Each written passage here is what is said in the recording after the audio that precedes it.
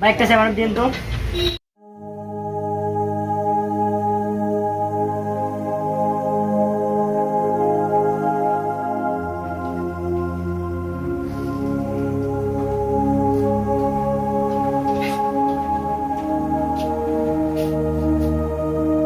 কি রে আজিজ, তুই কি খাচ্ছিস? কেন আমি সেভেন খাচ্ছি? তুই সেভেন করে তুই জানিস না এটা ইসরায়েলি পণ্য? আরে বোকা, আমি কি কোকা কোলা খাইতেছি? আমি তো সেভেন খাইতেছি। কোকার দুটোতে একই, খালতো ভাই নামতো ভাই।